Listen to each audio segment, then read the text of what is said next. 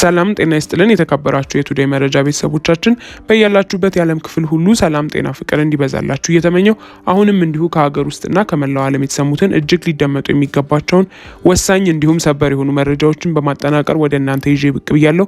እናንተም ክቡራን አድማጮች ለጥቂት ደቂቃ እስከ ፍጻሜው አብራችሁኝ በመቆየት እነዚህን ወሳኝ የሆኑ መረጃዎች እንድታደምጡኝ እየጋበዝኩኝ ቻናላችንን ሰብስክራይብ በማድረግ ቤተሰብ ይሁኑ እያልኩኝ አበይት ነጥቦችን በቅድሚያ ወደ እናንተ የምናደርስ ይሆናል።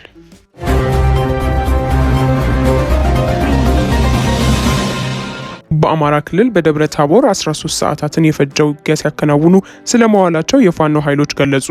የብልጽግናው መንግስት በከተማዋና በዙሪያዋ በርካታ የድሮን ድብደባዎችን መፈጸሙም ተሰምቷል። በባህር ዳር ቅርብ ርቀት ባሉ አካባቢዎችም የተኩስ ልውውጥ መደረጉ ሲሰማ የሰራዊት ስምሪቱ መቀጠሉም ታውቋል። በቀዳሚነት የምንመለከተው ጉዳይ ይሆናል። እንዲህ እንዳለ ብልጽግና የደብረ ታቦርን ውጊያ መነሻ አድርጎ በስድብ የተሞላ መግለጫውንም አሰራጭቷል። የክልሉን ወጣቶች መሀይምና ኋላ ቀር የሚል ስያሜን የሰጡት የክልሉ የብልጽግና ሰዎች ቀጠቀጥናቸው፣ አቀለጥናቸው የሚል መግለጫ ነው ይዘው የወጡት። የመከላከያ ሰራዊቱ ደግሞ በአማራና ኦሮሚያ ክልል ከሰሞኑ የተደረጉ ዘመቻዎችን በድጋሚ የመለቃቀም ብሏቸዋል። ወደ እናንተ እናደርሳቸዋለን። የብልጽግናውን የጦር ካምፕ በተመለከተ ከአሜሪካ ሴኔት ማስጠንቀቂያ ተላልፏል።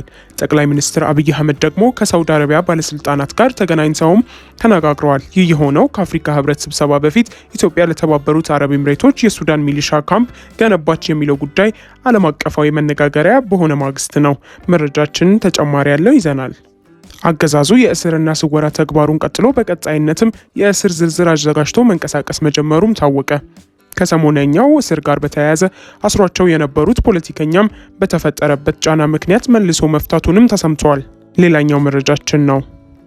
ፕሬዚዳንት ዶናልድ ትራምፕ ኢራን ስምምነትን ላይ ካልደረሰች በጣም ከባድ እርምጃ ይጠብቃታል ሲሉ አስጠነቀቁ። ኢራን በበኩሏ ከአሜሪካ ጋር ብትደራደር ከልክ ያለፈ ጥያቄን እንደማትቀበልም ገልጻለች። የተወደዳችሁ የቱዴይ መረጃ ቤተሰቦቻችን አብራችሁን ስትቆዩ እነዚህንና ሌሎችን መረጃዎችን ታደምጣላችሁ። መልካም ቆይታ ይሆንላችሁ።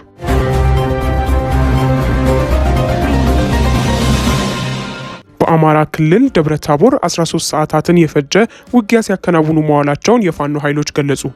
የብልጽግናው መንግስት በከተማዋና በዙሪያ በርካታ የድሮን ድብደባዎችን መፈጸሙም ተነግሯል።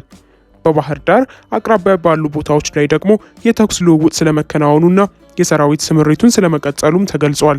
አሁንም ከተለያዩ የሀገሪቱ አካባቢዎች ወደ ሰሜን ኢትዮጵያ የሚደረገው የጦር መሳሪያና ወታደር የማጓጓዝ ተግባር በቀጠለበት በዚህ ወቅት ከሰሞኑ የመከላከያ ሰራዊቱ ካከናወናቸው ተግባራት ውስጥ አንዱ የአማራ ክልል የብልጽግና ሹማምንት እንደ ኳስ የሚነጥረው ጽንፈኛን አስተንፍሰነዋል፣ ደቡብ ጎንደርን አጽድተናል ያሉበትን ሪፖርትን ተከትሎ ከዞኑ ለቆ የወጣበት ነው። የፋኖ ኃይሎች በዞኑ አብዛኛዎቹን አካባቢዎችን ተቆጣጥረው ከተሞችን ጭምር ወደ ማስተዳደርና ህዝባዊ ውይይቶችን እስከ መጥራት የደረሱበትም ሁነትም ነው የተከተለው። በተለይም ባለፉት 2 ቀናት በዞኑ መቀመጫ ደብረ ታቦር ዙሪያ ከነበረው ውጥረትና አልፎ አልፎ የሚተኩስ ልውውጥ በኋላ ዛሬ ደግሞ ሙሉ ቀን በከተማዋ ውስጥ ሁሉም አካባቢዎች ላይ ውጊያ ሲደረግ መዋሉም ታውቋል። አንድ የከተማው ነዋሪ ስለ ውለው ሲናገሩ በርካታ ውጊያዎችን አይተናል፣ የዛሬው ግን የተለየ ነበረ። ፍንዳታዎችን ደጋግመን ሰምተናል። ያለማቋረጥ ማለትም ሙሉ ቀን በየቦታው ተኩስ ነበረ። ማን ምን እንደሆነ እንኳን ለማወቅ በማይቻልበት ሁኔታ ሁሉም ቤቱን ዘግቶ ነው የዋለው። አመሻሽ በኋላ ነው ነገሩ እየተሻሻለ የመጣው ሲሉ ነው የነገሩት። በከተማዋ በትላንት ሌሊት ጀምሮ የተቀሰቀሰውን ውጊያ ተከትሎ ወጥቶ የነበረው የመከላከያ ሰራዊቱም ከባህር ዳር አቅጣጫ እንዲመለስ መደረጉም ተገልጿል።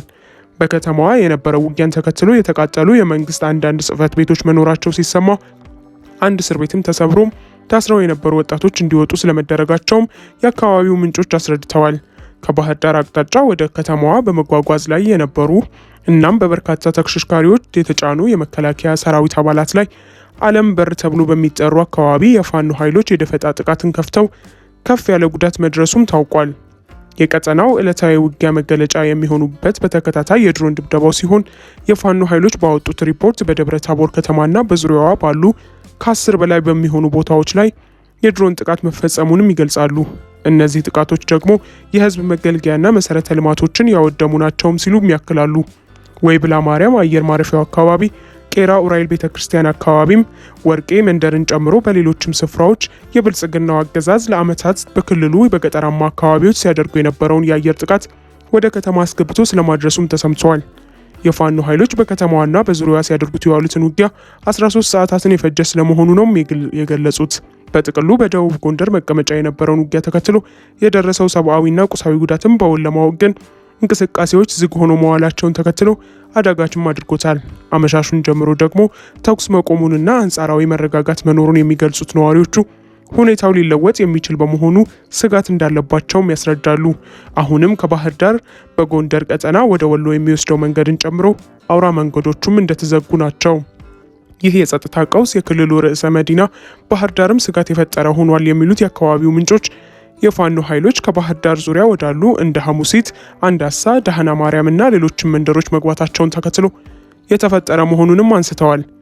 በክልሉ የሚደረገው ውጊያም በዛው በክልሉ ኃይሎች ማለትም በፋኖና በሌሎች እንደ ሚሊሻና አድማ ብተና ባሉ ኃይሎች መካከል እርስ በርስ እንዲሆን ማድረግ ከዛም በአገዛዙ በኩል የአየር ሽፋንን መስጠት በሚል ያደረገው ሙከራ በደቡብ ጎንደር ዞን የተለያዩ አካባቢዎች ያስከተለው ውጤት ከሰሞኑ መነጋገሪያ መሆኑ ሰንብቷል።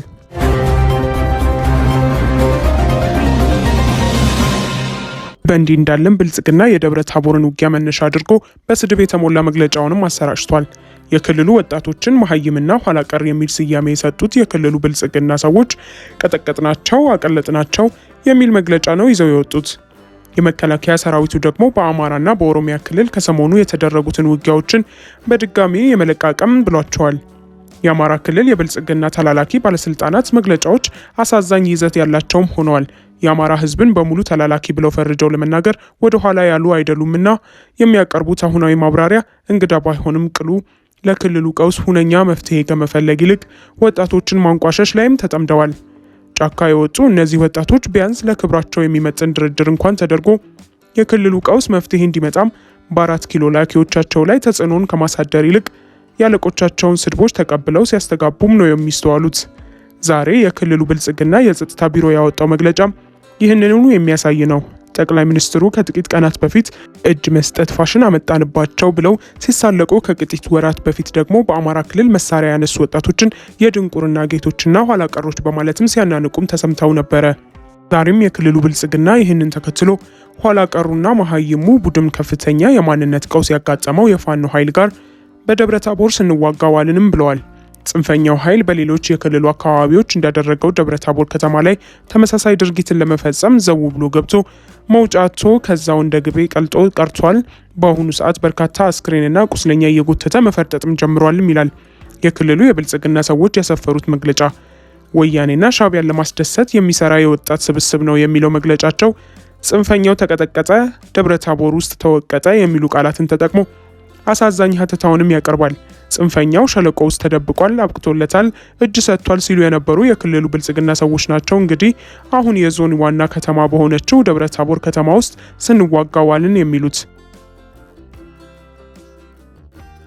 በእንዲህ እንዳለ የመከላከያ ሰራዊቱ የዛሬውን የጎንደር ቀጠናውን ውጊያ በተመለከተ ያለው ነገር ባይኖርም የመለቃቀም ዘመቻ ላይ ነኝ ሲልም ገልጿል። ይህም ጽንፈኛውና ሽብርተኛው ካላቸው የፋኖና ኦላ ጋር በሰሜን ሸዋ ዞን ያከናወነውን ውጊያ በተመለከተ ነው። በኦሮሚያና አማራ ክልሎች አዋሳኝ በሆነችው ደራ ወረዳ ውስጥ በሚገኘው የተለያዩ ስፍራዎች ላይ ጽንፈኛውና የአሸባሪ ቡድኖች ከተደበቁበት በመለቃቀም የተሳካ ኦፕሬሽን አካሄድኩኝ ይላል በመግለጫው። በዚህም 3 የስልጠና ካምፖች እንደመሰስኩኝ በርካታ የጦር መሳሪያም ተቀበልኩኝ ብለዋል መከላከያው። የሰራዊቱ የዛሬው መግለጫ ዛሬም ፋኖና ሸኔ ላይ ያደረኩት የሚለውን ዘመቻ የለቃማ ሲልም ይጠራዋል። ይህ ደግሞ ከ2 ዓመት 6 ወራት በፊትም እንዲህ ይባል ነበር እኮ የሚል ጥያቄንም ያስነሳል። ተጠናቀው እየተለቀሙ ነው የሚለው ይህ ንግግር ከተደረገ ከ2 ዓመታት በላይ የተሻገረ ቢሆንም ከሰሞኑ በአማራም ይሁን በኦሮሚያ ክልል የሰሜን ሸዋ ዞን የተለያዩ አካባቢዎች ላይ ሲደረግ የሰነበተው ዘመቻ ግን የኔትወርክ አገልግሎትን ጭምር በማጥፋት ነበረ። ይህ ዘመቻ ታዲያ በተለይም በኦሮሚያ ክልል ሰሜን ሸዋ ዞን ሄድባወቴም፣ ደራና ሰላሌ ባሉ ቀጠናዎች የአየር ጥቃቶችን በማድረስ የህዝብ መገልገያ ተቋማትና መሰረተ ልማቶችንም በማውደም ስለመሆኑ የተሰራጩ መረጃዎችም ያመለክታሉ። ውድ ቤተሰቦቻችን ለዛሬ ያዝንላችሁን እዚህ ላይ ቋጨን። ላይክ፣ ሼር፣ ሰብስክራይብ፣ ኮሜንት በማድረግ ለቻናላችን ድጋፋችሁን መስጠት እንዳትዘነጉ። ከሌሎች መረጃዎች ጋር በድጋሚ የምንመለስ ይሆናል። እስከዚያው መልካም ቆይታ